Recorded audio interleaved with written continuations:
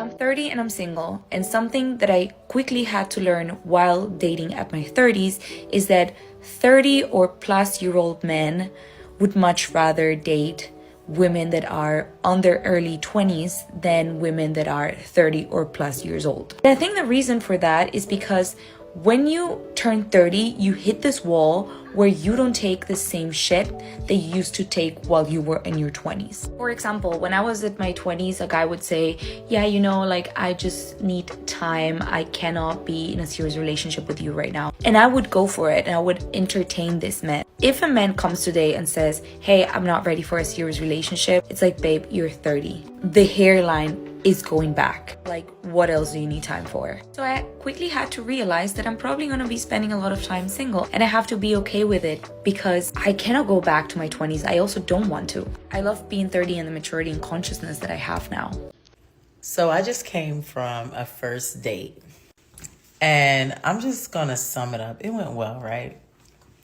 But how he ended the date is just like, it's not much, but I love food. So this just really spoke to me. So as we were saying goodbye, he was like, did you enjoy your food? And I was like, yes, I did. I'm going to be hungry in an hour, though. And he's like, okay, I'll send you some food to your house so you won't have to spend your own money. Helping me save money on food already, and you putting food in my belly? That's a love language for me in its own. I'm already in love. So I just came from date number 2, and it just keep getting better. And then he ghosted me.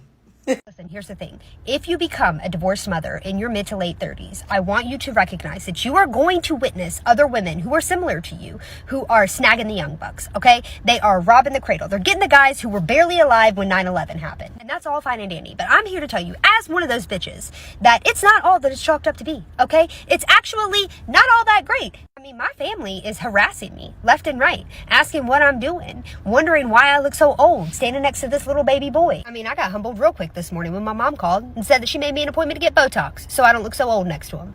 This is just the reality, ladies, okay? And I don't feel like I even look that old for my age. But listen, when it looks like you could be nursing your son and your new man at the same time, this is a problem. This is a problem, and it's become a problem for me.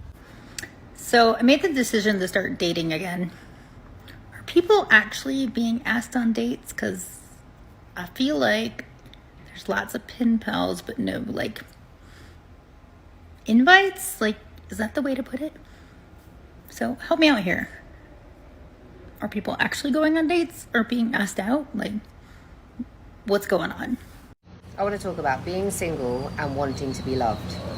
I'm currently on a trip on my own in Costa Rica, and something really amazing happened to me today. I'm coming towards the end of my trip and I'm getting a little bit in my feels, and I made a video, it's a couple of videos back, talking about rejection and the fact that I started this year experiencing lots of different rejections, both personally and professionally. Some of those were, of course, in the world of dating, and it just made me think, God, is this ever going to happen for me? Now, I talk a lot about being single and being happy, and I think that no one is perpetually happy. No one is happy 100% of the time. It's just not possible. However, in general, I'm incredibly happy because I just don't want to settle. I know the kind of relationship that I want, and so I'm willing to hold out for that relationship. However, there are days where I'm just like, oh, I would really like to start that journey now. I would really like to start that journey with somebody.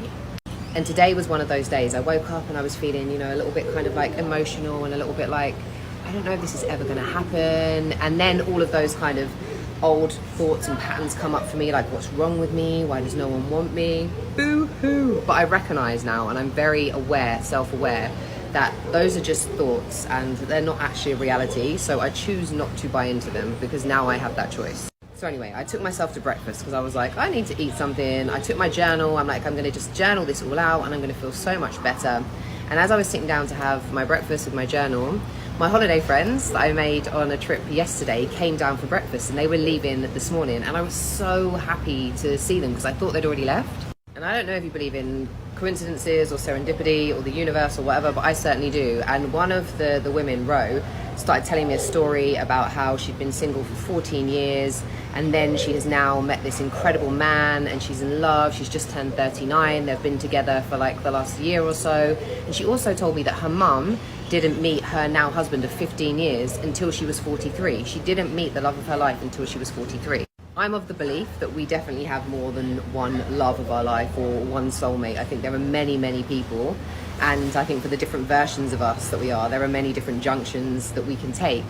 But when I heard her tell this story, it just filled my heart with so much joy, and I was just like, that's the hope and faith. That's the hope and faith, because the person that I'm going to be with exists, they're alive, living their life somewhere, and when the time is right, I'm going to meet them. And that was the message that I needed to be reminded of, and that was the message that I got this morning. So whether you're male, female, if you're single and you do want a relationship, some people don't, and that's absolutely fine.